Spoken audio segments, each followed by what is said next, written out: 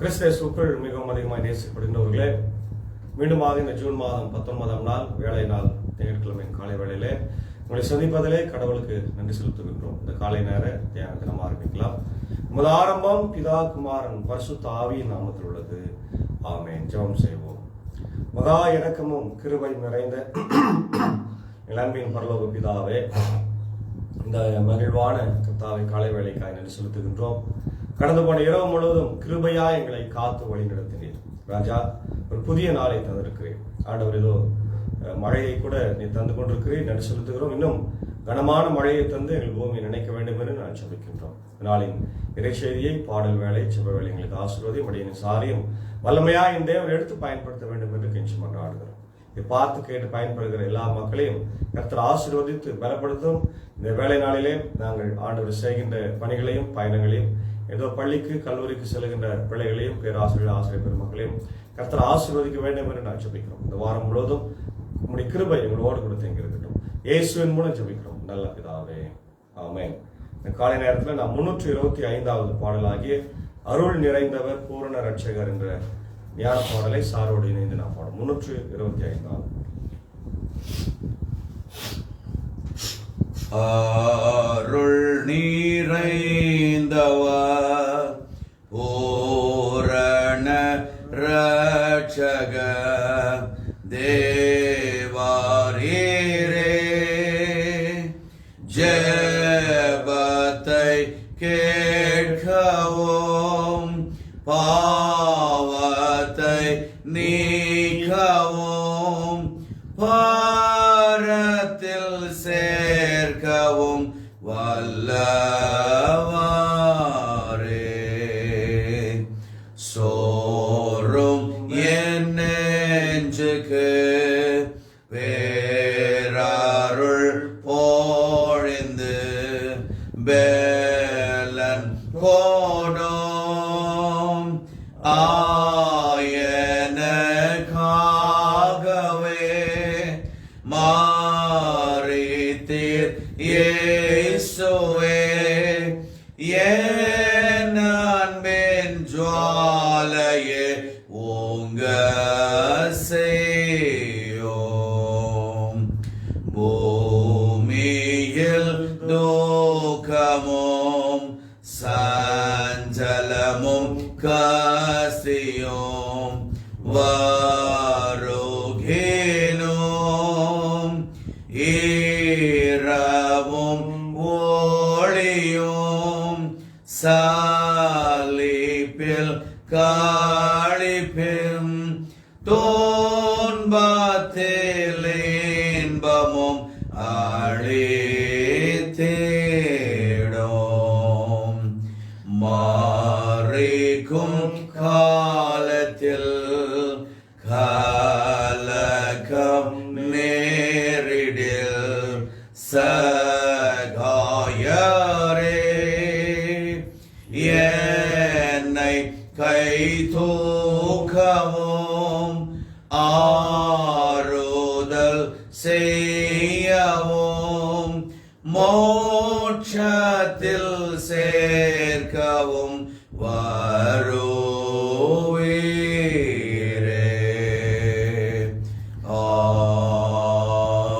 Amen.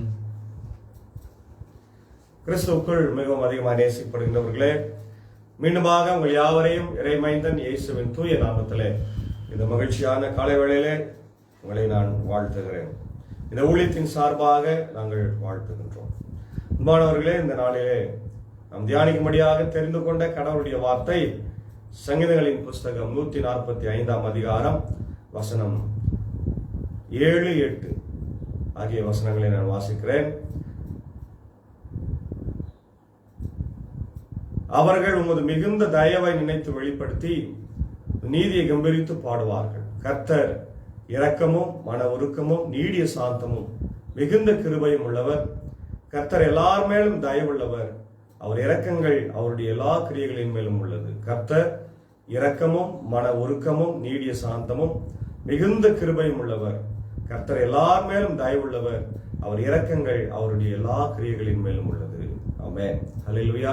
Price the Lord. அன்பான தேவனுடைய பிள்ளைகளே, நாம் வாழ்கின்ற இந்த உலகத்திலே இன்றைக்கு இரக்கத்தை பெறுவதற்கும் அன்பை பெறுவதற்கும் நாம் எல்லாருமே ஏங்கிக் கொண்டிருக்கின்றோம். நேற்றைய தினத்திலே செய்தியில கூட நாம் பார்த்தோம், ஆண்டவராகிய இயேசு கிறிஸ்து நம்ம மேல வைத்த அன்பை அவர் முன்னதாகவே வெளிப்படுத்துகின்றார். நாம் பாவிகளா இருக்கும் போதே, நாம் துன்மார்க்கரா இருக்கும் போதே, நாம் கடவுளுக்கு விரோதிகளா இருக்கும் போதே அவர் நமக்காக மரித்தார். நாம் அவபக்தரா இருக்கும் போதே குறித்த காலத்திலே அவர் மரித்ததினாலே தம் அன்பை விளங்க பண்ணினார். அவர் நம்ம மேல வைத்திருக்கிற கிருபையை நமக்கு காண்பித்தார் என்று பார்த்தோம். அதனுடைய தொடர்ச்சி தான் இங்க சங்கீதம் ரொம்ப அழகா சொல்லுகிறது. கர்த்தர் இரக்கமும் மன உருக்கமும் நீடிய சாந்தமும் மிகுந்த கிருபையும் உள்ளவர்.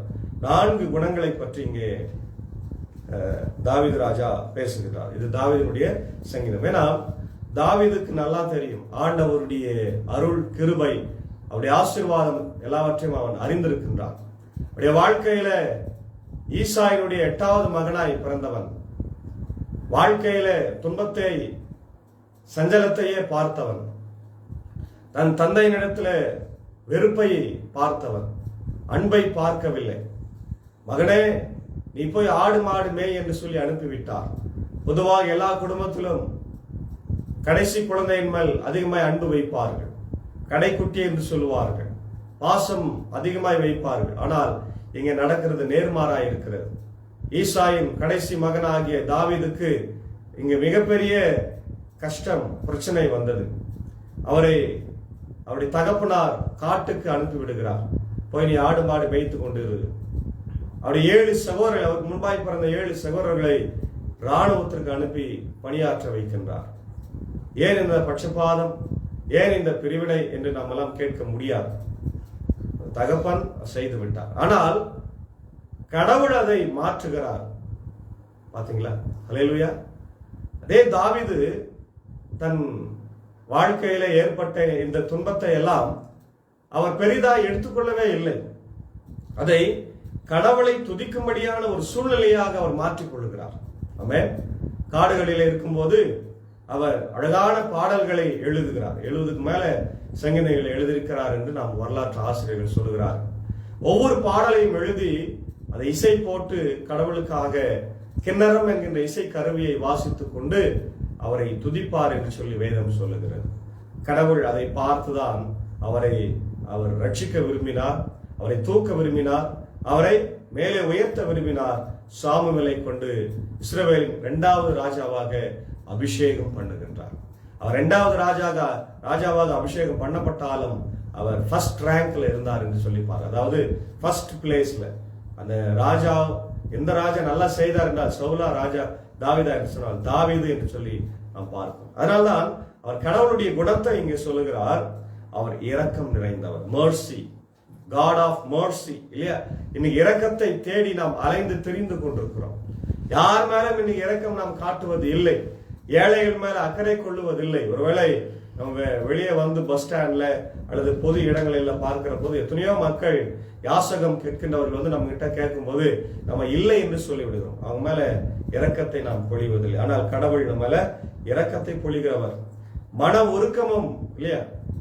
நம்மை பார்க்கிற போது மனம் உருகுகிறவர், மனம் உருகுகிற கர்த்தர். ஏசாண்டவர் சொல்றாரு, இதோ அநேக மக்களை நான் பார்க்கிறேன், மெய்ப்பன் இல்லாத ஆடுகளைப் போல அவங்க தவிக்கிறார்கள் என்று சொல்லி அவர்களை ஒரு இடத்துல அமர வைத்து அவர்களுக்கு அவர் ஊழியம் செய்தார் என்று நாம் பார்க்கிறோம். அப்போ ஆண்டவர் மனதுருகுகிற கர்த்தர், நீடிய சாந்தம் உள்ளவர். ஆம் பிரியமானவர்களே, இன்னைக்கு நம்ம எல்லாம் வாழ்ந்து கொண்டிருக்கிறோம் என்று சொன்னால் ஆண்டவருடைய மகா பெரிய கிருபை தான், அவருடைய சாந்தம் தான்.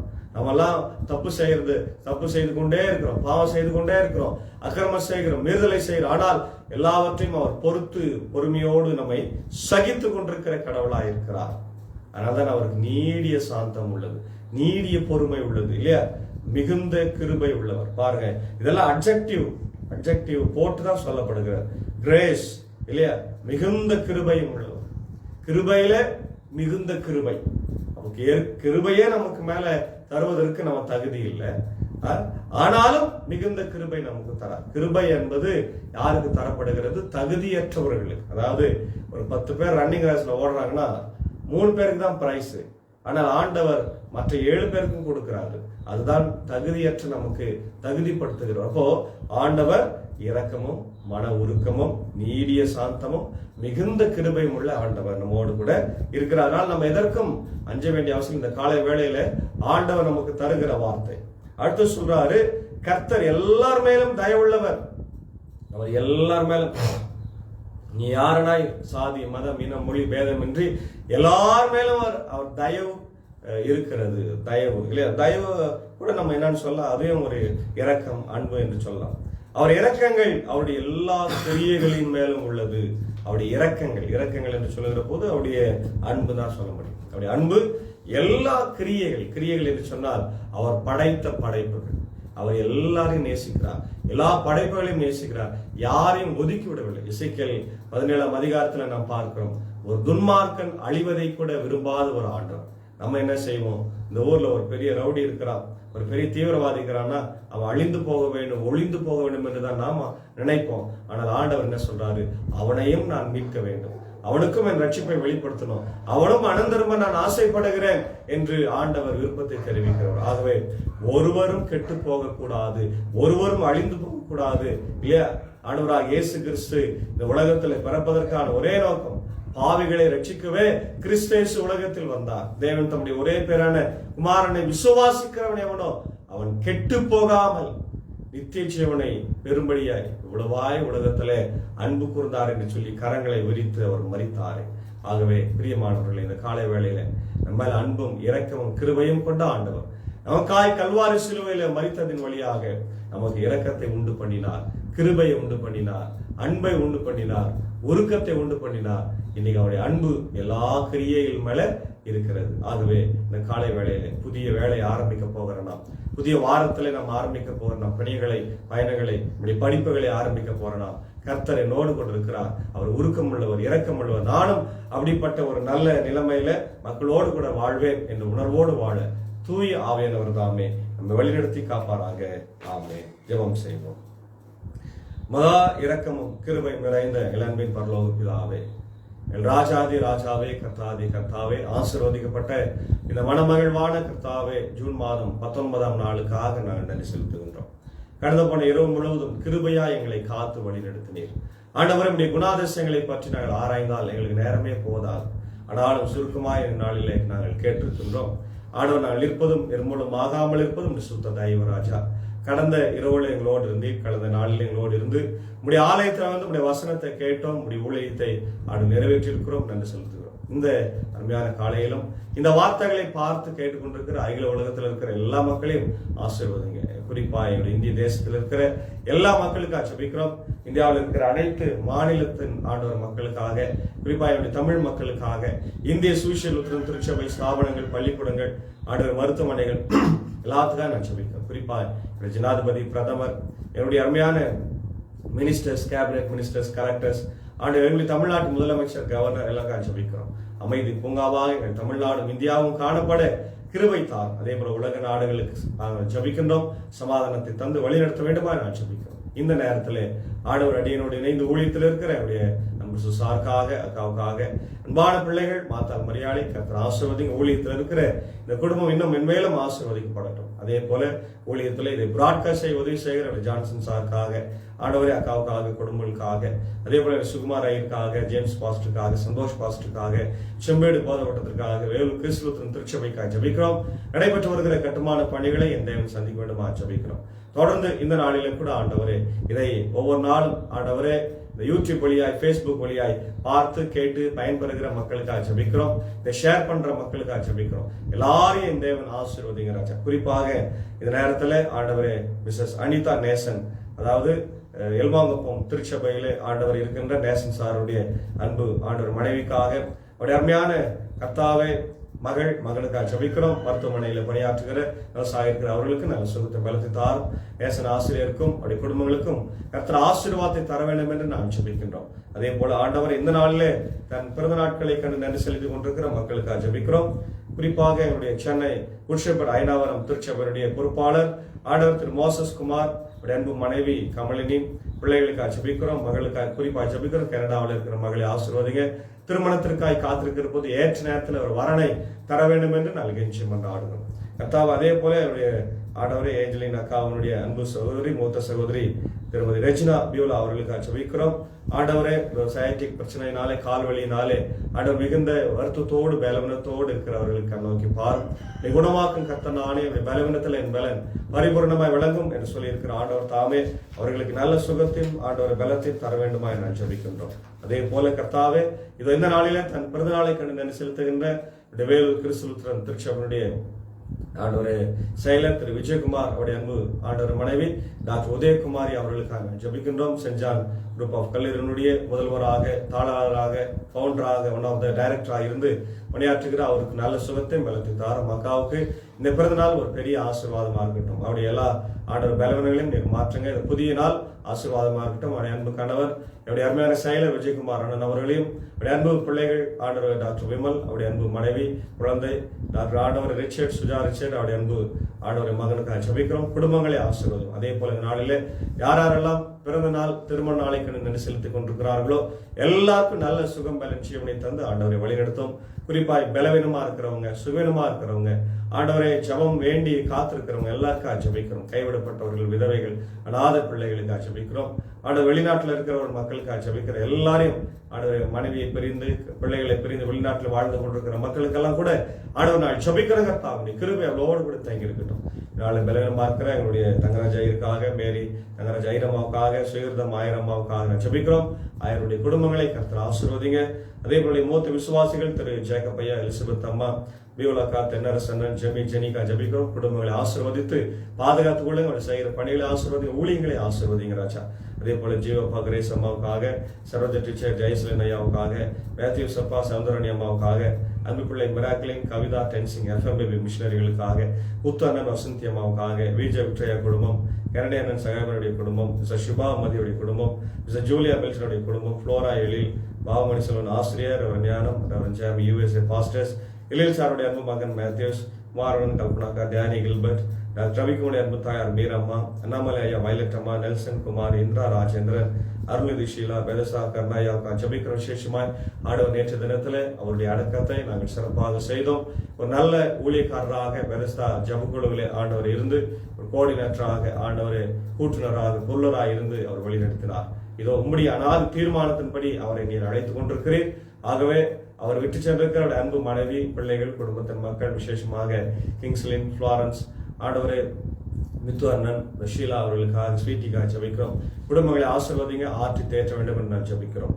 அதே போல ஆண்டவரே அவருடைய மூத்த விசுவாசிகள் மிஸ்டர் ஆண்ட்ரூஸ், மிஸ்டர் எட்வின் ராஜனுக்காக ஜெபிக்கிறோம். ஊழியத்தில் இருக்கிறவர்களையும் கர்த்தர் ஆசீர்வதி. குறிப்பாய் இந்த நாளிலே இதை யூடியூப் வழியா, ஃபேஸ்புக் வழியா பார்த்து கேட்டு பயன்படுகிற எல்லா மக்களையும் ஆசீர்வதியும். அடியேன சாரியம் வலிமையா இந்த ஊழியத்தில் ஆண்டவர் நீர் எடுத்து பயன்படுத்தும். இந்த இறை வாக்குகள், ஆசீர்வாதங்கள் எல்லாருக்கும் போய் சேரட்டும்.